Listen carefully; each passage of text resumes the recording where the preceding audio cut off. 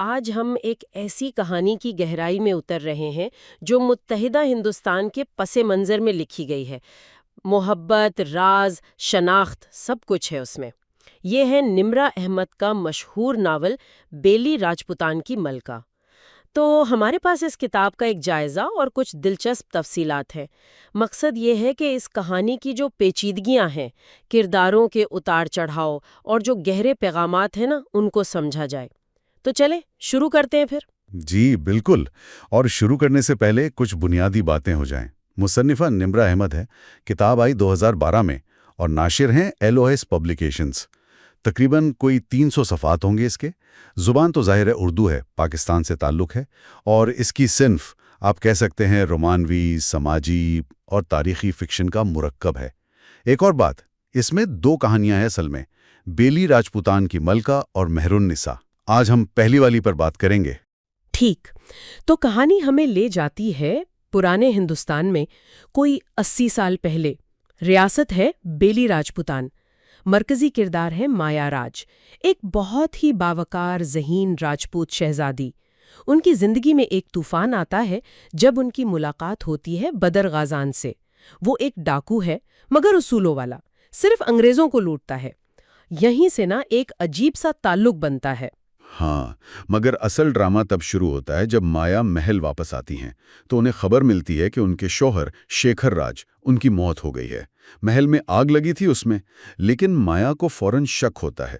وہ کہتی ہیں یہ حادثہ نہیں ہے، یہ قتل ہے۔ یہاں سے کہانی بالکل ایک سسپینس تھرلر بن جاتی ہے۔ اور ظاہر ہے مایا چپ نہیں بیٹھتی، وہ فوراً تحقیقات شروع کر دیتی ہیں۔ اور دلچسپ بات یہ ہے کہ مدد کس سے لیتی ہیں؟ اسی ڈاکو سردار سے، بدر غازان سے۔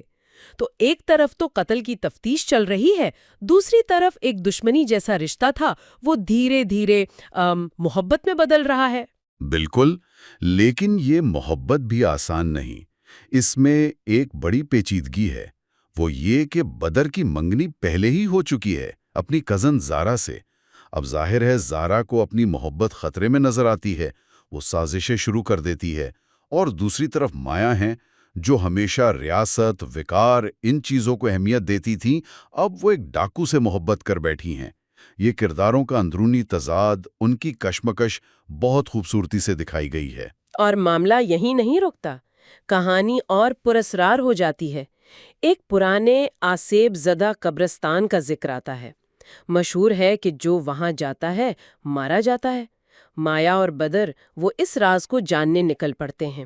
ان پر حملے ہوتے ہیں، قتل و غارت بڑھ جاتی ہے، زارا کی چالیں تیز ہو جاتی ہیں۔ مطلب پڑھنے والے کی سانس رک جاتی ہے کہ اب کیا ہوگا۔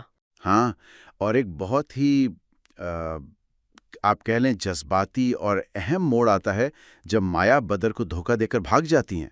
وہ منظر، وہ باقی جذبات، عقل، وفاداری، بدگمانی، ان سب کا ایک شدید ٹکراؤ ہے۔ قاری بھی الجھ جاتا ہے۔ آخر میں پھر پردہ اٹھتا ہے، پتہ چلتا ہے کہ شیکھر راج کا قاتل کون تھا، قبرستان کا راز کیا تھا، اور سب سے اہم سوال، مایا نے محبت اور انصاف میں سے کسے چنا؟ یہی تو نمرا احمد کا کمال ہے۔ وہ صرف کہانی نہیں کہتی، وہ کرداروں کی نفسیات میں اتر جاتی ہیں، ان کی اخلاقی کشمکش کو سامنے لاتی ہیں۔ شاید مرکزی خیال یہی ہے کہ انسان نہ مکمل اچھے ہوتے ہیں نہ برے، ان میں روشنی بھی ہوتی ہے، تاریکی بھی، دونوں ساتھ چلتے ہیں۔ جی، اور اسی نقطے پر یعنی کرداروں کی اس پیچیدگی پر ایک بہت دلچسپ بات the podcast of book reviews کے بانی محمد منتظر مہدی نے کہی ہے۔ ان کا ایک جائزہ ہے اس ناول پر۔ وہ کہتے ہیں کہ یہ صرف رومانوی یا سسپنس کہانی نہیں، یہ ایک اندرونی سفر ہے۔ مایا کا کردار جیسے ایک عورت کی خودداری اور اس کی ذاتی خواہشات کی جنگ ہے، اور بدر جو ہے وہ سماجی اصولوں سے ٹکراتا ہے، صحیح اور غلط کے بیچ اپنا راستہ ڈھونڈ رہا ہے۔ واقعی ان کا تجزیہ بہت گہرا ہے، اور ان کا یوٹیوب چینل ہے the podcast of book reviews, نوجوانوں میں تو خاصا مقبول ہے۔ جو لوگ کتابوں پر ایسی اچھی گفتگو سننا چاہتے ہیں انہیں ضرور دیکھنا چاہیے، کافی معلوماتی اور دلچسپ کام کر رہے ہیں۔ بالکل، اور اگر کتاب کے تجارتی سکورز دیکھیں تو وہ بھی کافی متاثر کن ہیں۔ جیسے پلاٹ کو 9.2، کردار نگاری کو 9.5، زبان و بیان کو 9.0، جذباتی اثر 9.7 ہے، سسپنس 9.3 اور مجموعی طور پر 10 میں سے 9.4 کا سکور ملا ہے۔ یہ نمبرز بتاتے ہیں کہ کتاب نے لوگوں پر کتنا گہرا اثر ڈالا ہے۔